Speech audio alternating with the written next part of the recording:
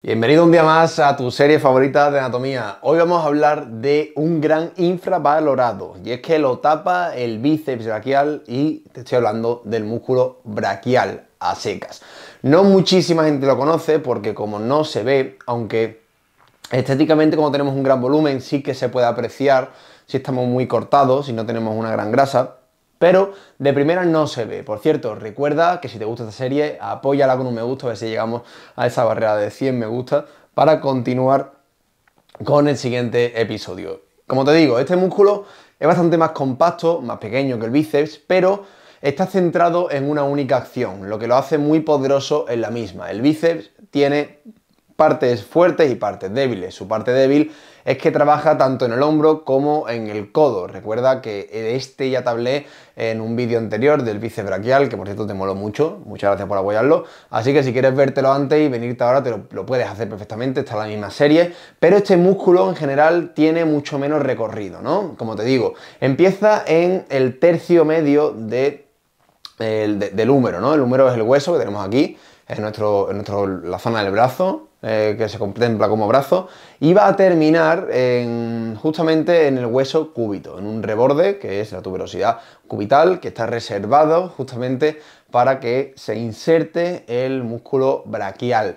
Por lo tanto, por el recorrido te voy a dar 5 segundos para que tú me digas qué función tiene. Recuerda, va desde aquí hasta aquí. Sí.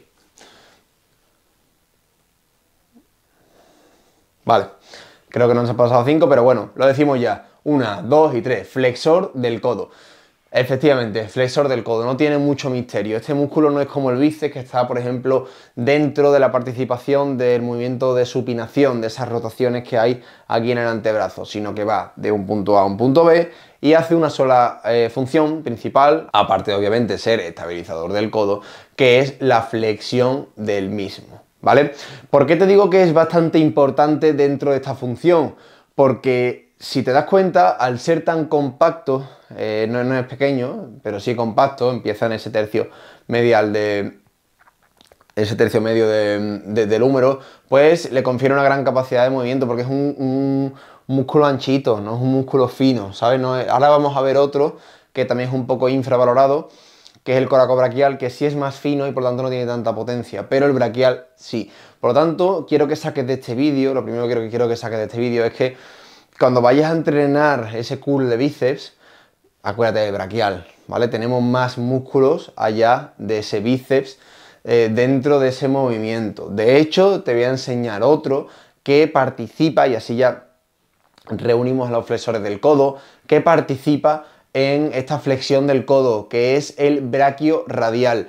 Por su nombre te está diciendo mucho, ya te he comentado un millón de veces que la anatomía es muy bonita porque se puede aprender de una forma lógica prácticamente todo. El caso de los nombres, braquio radial, el principio es el origen, el final es la inserción, es decir, braquio te está diciendo dónde empieza y radial dónde termina. Empieza en el brazo, justamente casi al final, casi ya pegando al codo, y termina en el radio.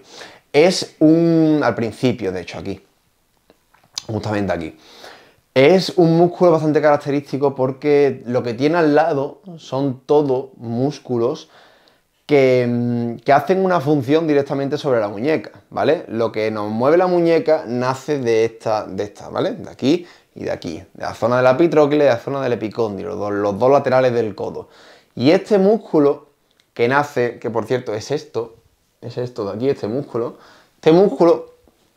que nace de la zona de la epitróclea, perdón, del epicóndilo, que nace de la zona del epicóndilo, de esta zona lateral del codo, no va a ser como sus amigos, porque no va a participar en el movimiento de la muñeca, sino que únicamente va a participar sobre la flexión del codo. ¿Por qué? Porque cruza el codo y no cruza la muñeca. Ya hablamos de que un músculo, su función la tiene derivada de por donde cruce. Es decir, si yo tengo un músculo que va a cruzar justamente por la línea interarticular de una articulación como es el codo, es decir, si hay un músculo que parte de un lado y de otro y en medio se sitúa el codo, va a trabajar sobre el codo. Si un músculo empieza en la tibia y termina en el fémur, por lo tanto va a cruzar 100% la rodilla y por lo tanto va a trabajar sobre ella. Para ser un poco más específico sobre El braquiorradial va a comenzar justamente en la cresta que está por encima del epicóndilo, ¿vale? Que es la cresta supracondilia. De hecho, casi siempre que hay un reborde óseo en el cuerpo es como una montaña, no hay solo un pico, sino que también está la cordillera, ¿no? Hay como una cresta y esta cresta está tanto por encima como por debajo. En este caso es en la zona supracondilia, un poquito superior a la zona supracondilia empieza ese braquiorradial y termina básicamente al lado de la articulación de la muñeca en esa cara lateral del radio, para que te des cuenta de la diferencia que hubiera habido si ese tendón que termina ahí hubiera terminado hubiera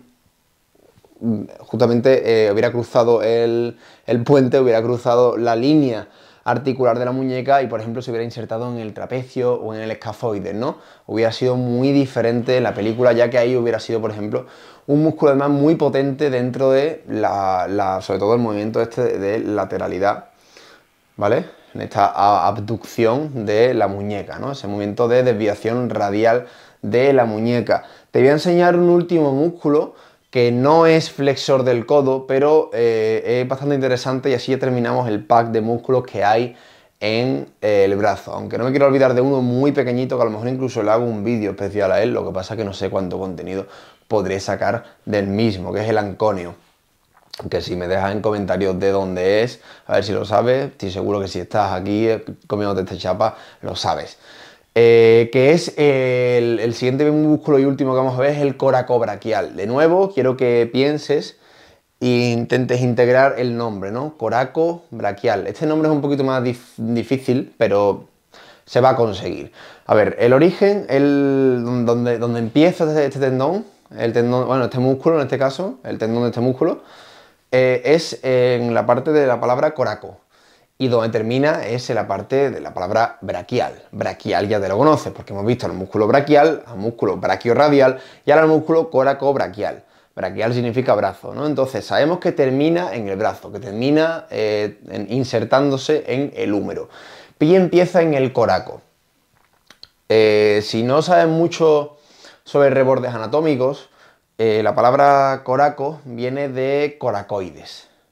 Y es que en la escápula tenemos un reborde muy pronunciado, que es como un cuerno que aparece y que termina. La escápula es un hueso que está en la zona posterior, ¿no? Pero es tan extraño este hueso que tiene una prominencia ósea que va a originarse de la propia escápula y va a terminar aquí, en la zona anterior, que es la apófisis coracoides. De hecho, de esta apófisis van a partir varios músculos importantes, entre comillas, entre ellos, por ejemplo, el pectoral menor o el propio bíceps en su cabeza corta.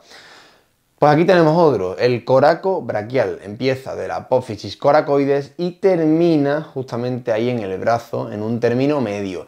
¿Dónde va a actuar entonces? Pues principalmente en el hombro, ¿no? Porque cruza la articulación del hombro.